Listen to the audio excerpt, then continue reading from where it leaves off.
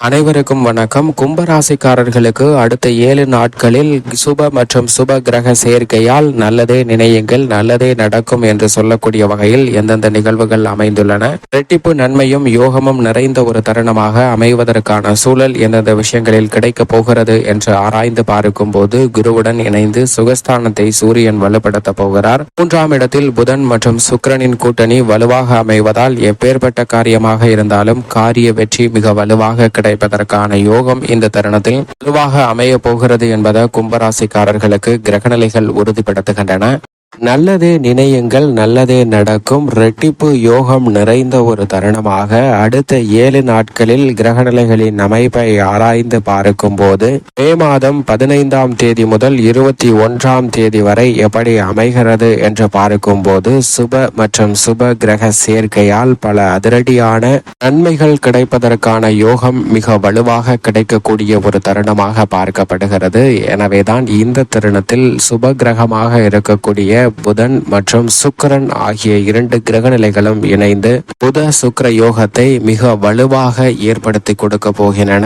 மேசராசியில் இந்த 2 கிரகநிலைகளும் வலுவாக இணைந்து சுபத்துவ பாதையில் வலம் வருவது நன்மை பிளஸ் நன்மை என்று சொல்லக்கூடிய வகையில் இரட்டிப்பு நன்மையும் யோகமும் நிறைந்த ஒரு நேரமாக அமைவதற்கான சூழல் நிச்சயமாக உருவாகியுள்ளது. ஏனென்றால் கிரகநிலைகளின் அமைப்பை ஆராய்ந்து பார்க்கும் போது உச்சம் பெற்று சஞ்சரிக்கக்கூடிய சூரியன் 14ஆம் தேதிக்கு பிறகு மிக வலுவாக குருவுடன் இணைந்து ரிஷபராசியில் சஞ்சரிக்க போகிறாருங்க.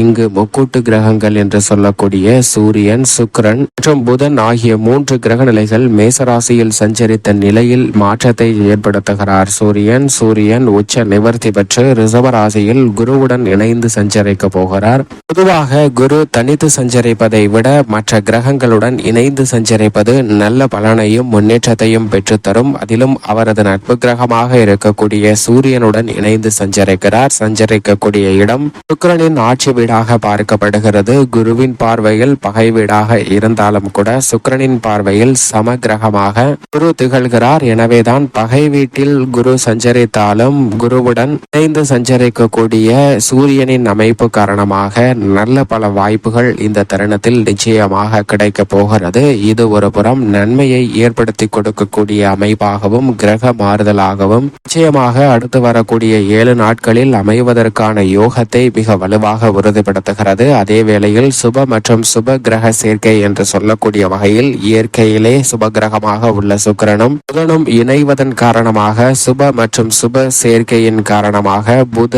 சுக்கிர யோகம் மிக வலுவாக கிடைக்க போகிறது. அபசு கிரகங்களாக பாவ கிரகங்களின் சேர்க்கையால் தங்களுடைய செயல்பாட்டை வெளிப்படுத்தினாலும் இயற்கையாகவே சுப கிரகங்களின் தன்மை சுப கிரகங்களின் சேர்க்கையால் வலுவாக வெளிப்படக்கூடிய ஒரு அற்புதமான தருணமாக அமைய போகிறது. எனவே புத சுக்கிர யோகம் நிறைந்து கிடைக்கக்கூடிய இந்த வேளையில் எந்த காரியத்தை கையில் எடுத்தாலும் அவற்றை பிரம்மாண்டத்துடன் முடிப்பதோடு மட்டுமல்லாது பொருளாதார ரீதியான வளர்ச்சியும் நுணுப்பமாக தெளிந்த அறிவாற்றலை பயன்படுத்தி அவற்றில் எப்பேற்பட்ட உச்சபட்ச வளர்ச்சியை பெற முடியும் என்பதை கணித்து செயல்படுவதற்கான யோகத்தை புத மற்றும் சுக்கிர யோகமானது வாரி வழங்குகிறது. அது மட்டுமல்லாது சூரியனுடன் குருவும் இணைந்து சஞ்சரிப்பதால் மிக தெளிவாக அனைத்து விதமான பிரச்சனைகளையும் அணுகி அவற்றில் சிறந்த முடிவும் முன்னேற்ற வாய்ப்புகளையும் பெறுவதற்கான யோகம் உண்டு. குடும்பத்தில் பல்வேறு வகையான நன்மை நிறைந்த விஷயங்கள் மிக சிறப்பாக அமைவதற்கான யோகம் உண்டு. ஆளுமையும் அதிகாரமும் கொண்ட சூரியன் உச்ச நிவர்த்தி பெற்றிருக்கக்கூடிய வேளையில் இந்த தருணத்தில் பல்வேறு வகையான ஆரோக்கிய தொல்லைகள் உட்பட பல சந்தித்து வந்த நெருக்கடிகள் வெகுவளவில் குறைவதற்கான யோகம் உண்டு. அது மட்டுமல்லாது குருவுடன் இணைந்து இருப்பதால் பல நன்மை நிறைந்த விஷயங்களை எந்த விதமான தடையும் சிக்கலும் இல்லாமல் சிறப்பாக நிறைவேற்றிக் கொள்வதற்கான அதிர்ஷ்ட யோகம் நிறைந்த ஒரு அமைப்பாகவும் பார்க்கப்படுகிறது என்பதில் சந்தேகமே இல்லை. மற்ற கிரகநிலைகளின் அமைப்பை ஆய்ந்து பார்ப்பதற்கு முன்னதாக இந்த 2 கிரகநிலைகளின் இணைவு மிக பெரிய அளவுல இரட்டிப்பு யோகம் நிறைந்த ஒரு தருணமாக மாற்றுகிறது என்பதுதான் யதார்த்தமான உண்மை. எனவே சரியாக பயன்படுத்திக் கொள்ளுங்கள்.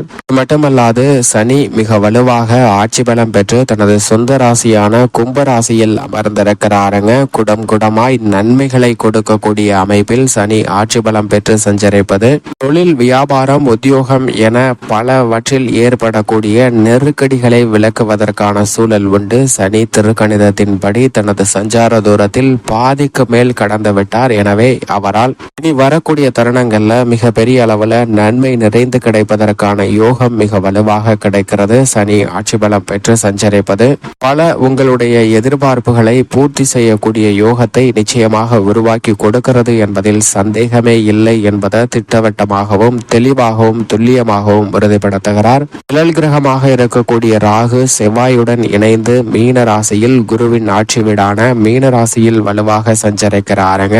ராகு தனது சஞ்சார தூரத்தில் பாதிக்கு மேல் கடந்து விட்டார். மோட்சக்காரகரான கேதுவும் கன்னிராசியில் தனது சஞ்சார தூரத்தில் பாதிக்கு மேல் கடந்து விட்டார். இந்த இரண்டு கிரக நிலைகளும் பாதிக்கு மேல் கடந்த இந்த வேளையில் வெகுவளவுல சிரமங்கள் குறைவதோடு மட்டுமல்லாது நன்மை கிடைப்பதற்கான சூழல் மிக வலுவாக உருவாகி இருக்கக்கூடிய இனிமையான தருணமாக நிச்சயமாக பார்க்கப்படுகிறது என்பதில் சந்தேகமே இல்லை. மனித வாழ்வுல நிஜ வாழ்வுல நிஜ கிரகங்களின் பங்களிப்பு மிகப்பெரிய அளவுல மாற்றத்தை ஏற்படுத்தி கொடுக்க போகிறது. ஏனென்றால் கிரகங்களின் இயக்கத்தையே பாதிக்கக்கூடிய அளவிற்கு சக்தி வாய்ந்த கிரகமாக பார்க்கப்படக்கூடிய ராகு மற்றும் கேதுவின் அமைப்பு மிகவும் சாதகமாக மாறக்கூடிய ஒரு அமைப்பாக நிச்சயமாக அமைய போகிறது. எனவே பல நெருக்கடிகள் விலகி நல்ல மாற்றம் சந்திப்பதற்கான யோகம் உண்டு.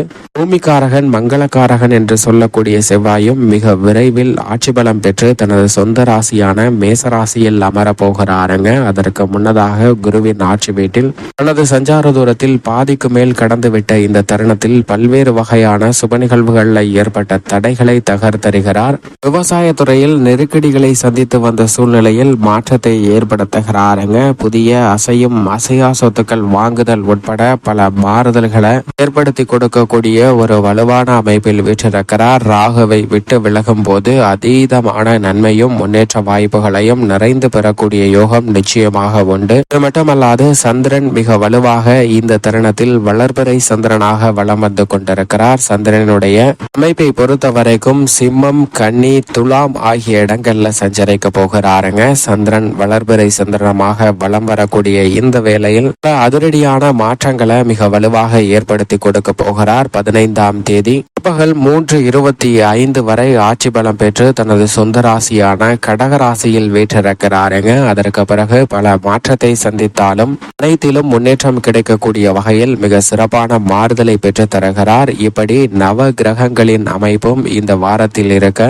குறிப்பாக புதன் மற்றும் சுக்கிரனின் இணைவு சுப மற்றும் சுப கிரக சேர்க்கை என்பது குருவுடன் சூரியன் இணைந்தது என்பது இரட்டிப்பு யோகத்தை கொடுக்கக்கூடிய ஒரு அற்புதமான நேரமாக அமைகிறது. எனவே இந்த சந்தர்ப்பத்தை சரியாக பயன்படுத்திக் கொள்ளுங்கள். மேலும் பல விஷயங்கள் எப்படி அமைகிறது என்று பார்க்கும்போது கும்பராசிக்காரர்களுக்கு முழு சுபகிரகமாக இருக்கக்கூடிய குரு சுகஸ்தானமாகிய 4 வீற்றிருக்கிறாருங்க. குரு 4 இருப்பது நன்மையை அள்ளி கொடுக்கக்கூடிய ஒரு அமைப்பாக பார்க்கப்படுகிறது. இது மட்டுமல்லாது அவருடன் இணைந்து மிக வலுவான நல்ல மாற்றத்தை சூரியனும் ஏற்படுத்தி கொடுக்க போகிறாருங்க. சற்று அலைச்சல் அதிகரித்தாலும் கூட இந்த தருணத்தில் மிக சிறப்பான முன்னேற்றமும் வெற்றி வாய்ப்பும் இந்த தருணத்தில் உண்டு என்பதை தெளிவாக உறுதிப்படுத்துகிறார். இல்லத்தில் பல்வேறு வகையான சுப நிகழ்வுகள் நடைபெறும். ஒரு சுப நிகழ்வை திட்டமிடும் போது அதன் தொடர்ச்சியாக மற்றொரு சுப நிகழ்வு கைகூடுவதற்கான யோகம் 7.5 சனியாக இருந்தாலும் கும்பராசிக்காரர்களுக்கு உண்டு என்பதை குரு உறுதிப்படுத்துகிறார். உங்களுடைய சிறு முயற்சி கூட இரட்டிப்பு நன்மையும் யோகத்தையும் வாரி வழங்கக்கூடிய ஒரு அமைப்பாக அமைய போகிறது என்பதில் சந்தேகமே இல்லை. எனவே இந்த தருணத்தை சரியாக பயன்படுத்திக் கொள்ளுங்கள். மேலும் இதே வேளையில் 3ஆம் இடத்தில் சுக்கிரனும் புதனும் இணைந்து சஞ்சரிப்பதால் எந்த பணியை கையில் எடுத்தாலும் அவற்றில் காரிய வெற்றி நிறைந்து கிடைக்கும்.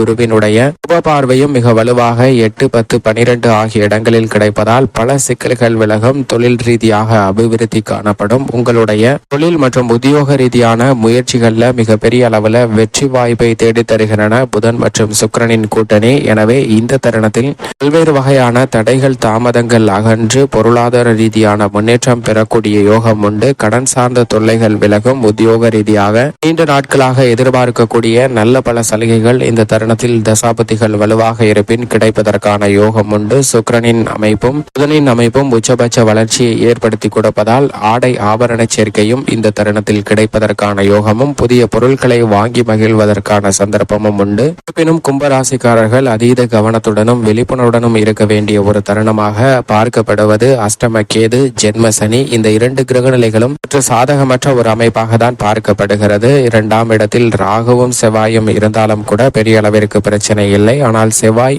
விரைவில் 3இல் அமரப் போகிறார். எனவே நல்ல முன்னேற்றம் கிடைக்க போகிறது. ஆனால் சனி மற்றும் கேதுவின் அமைப்பால் சில அலைச்சல்கள் ஏற்படலாம். சற்று இந்த பணியை மேற்கொண்டாலும் நன்கு திட்டமிட்டு செயல்படுத்த வேண்டிய ஒரு தருணமாக அமைகிறது என்பதில் மட்டும் சந்தேகமே இல்லை. இந்த சிரமங்களை தவிர்த்து நன்மை நிறைந்தவையாக மாற்றிக்கொள்ள வேண்டும் என்றால் நிச்சயமாக கும்பராசிக்காரர்கள் சனிக்கிழமை விரதமிருந்து அருகாமையில் உள்ள சனி பகவான் அல்லது ஆஞ்சநேயர் ஆலயம் சென்று தீபமேற்றி வழிபாடு செய்யுங்கள். தடைகள் விலகி நல்லதே நினையுங்கள், நல்லதே நடக்கும் என்று சொல்லக்கூடிய வகையில் நிச்சயமாக பல நன்மைகள் கும்பராசிக்காரர்களை தேடி வரும்.